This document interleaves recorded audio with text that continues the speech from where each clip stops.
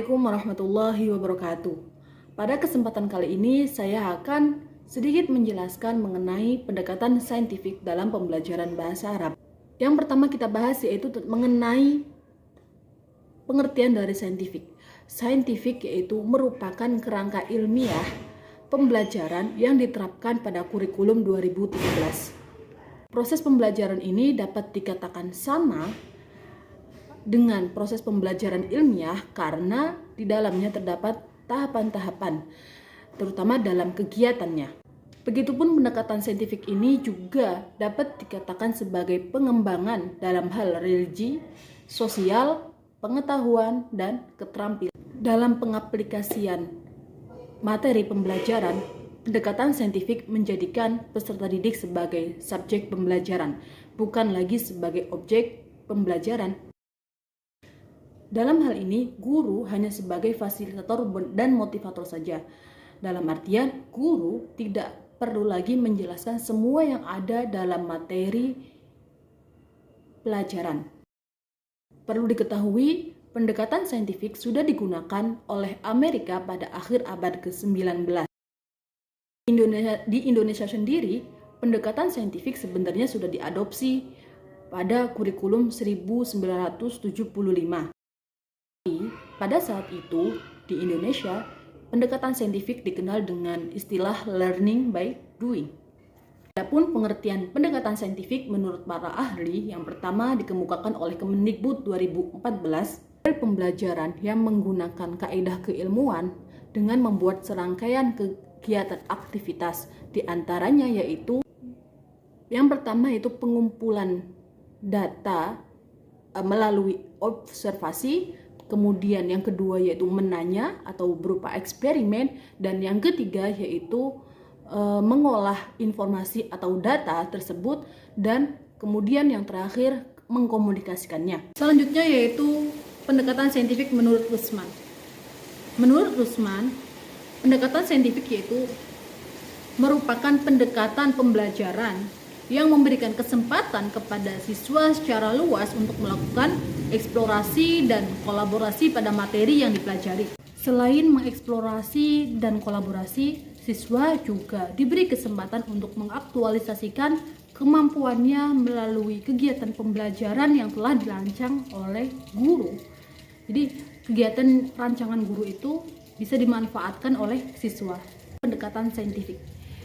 Dalam tujuan pendekatan saintifik ada 6 tujuan yang bisa kita ketahui. Yang pertama yaitu untuk meningkatkan kemampuan berpikir siswa. Kemudian yang kedua yaitu membentuk kemampuan dalam menyelesaikan masalah secara sistematik. Kemudian yang ketiga yaitu menciptakan kondisi pembelajaran agar siswa merasakan bahwa belajar merupakan suatu kebutuhan. Kemudian yang keempat yaitu melatih siswa dalam mengemukakan ide-ide.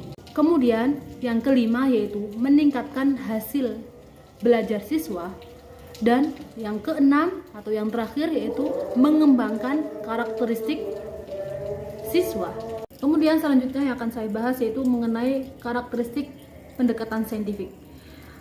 Karakteristik pendekatan saintifik yang pertama yaitu berpusat pada siswa. Yang kedua yaitu melibatkan keterampilan dalam proses sains, seperti halnya mengkonstruksi suatu hukum atau prinsip. Kemudian yang ketiga yaitu melibatkan proses kognitif yang potensial dalam mengembangkan intelektual siswa, seperti halnya pada HOTS atau berpikir tingkat tinggi siswa. Kemudian yang keempat yaitu mengembangkan karakteristik siswa. Baik, yang selanjutnya yaitu mengenai langkah-langkah pendekatan saintifik.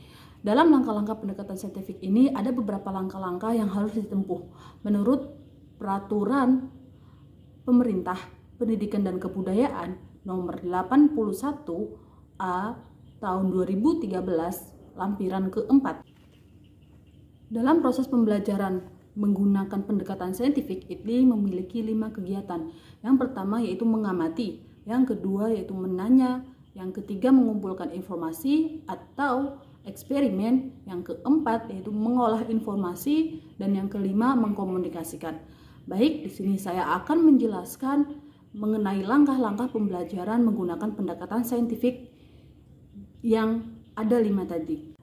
Yang pertama yaitu mengamati.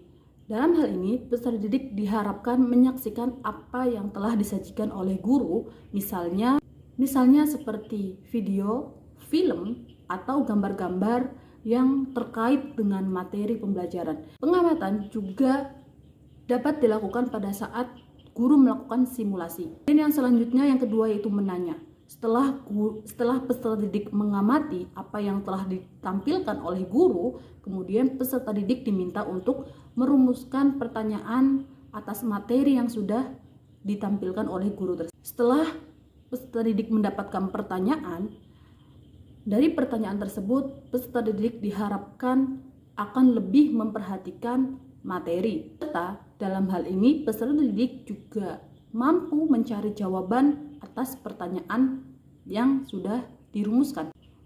Setelah peserta didik mengamati dan merumuskan pertanyaan, langkah selanjutnya yaitu mengumpulkan informasi atau eksperimen. Jadi selanjutnya langkah yang akan ditempuh peserta didik yaitu mengumpulkan informasi untuk mencari jawaban atas pertanyaan itu. Sumber informasi yang bisa didapatkan bisa melalui buku atau studi perpustakaan atau juga bisa melalui internet. Dalam mengumpulkan informasi, peserta didik diminta untuk aktif bekerja sama dalam kelompoknya. Jadi harus antara satu dengan lainnya itu kompak untuk mencari atau mengumpulkan informasi atas pertanyaan. Kemudian langkah selanjutnya itu mengolah informasi. Setelah peserta didik mendapatkan informasi yang cukup, kemudian peserta didik diminta untuk mengolah informasi tersebut, yakni dengan berbagi tugas dengan tujuan menjawab pertanyaan atas apa yang sudah dirumuskan. Kemudian menampilkannya dalam laporan kelompok. Kemudian yang terakhir yaitu mengkomunikasikan. Peserta didik diharapkan mampu mengkomunikasikan dengan kelompok mengenai informasi apa saja yang sudah diolah dalam kelompoknya, serta dalam hal ini juga peserta didik diminta untuk bertukar informasi dengan kelompok lain sehingga akan tercipta peserta didik yang aktif dan juga menjadikan peserta didik itu sebagai subjek pembelajaran.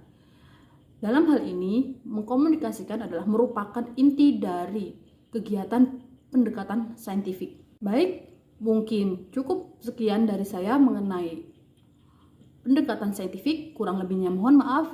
Wassalamualaikum warahmatullahi wabarakatuh.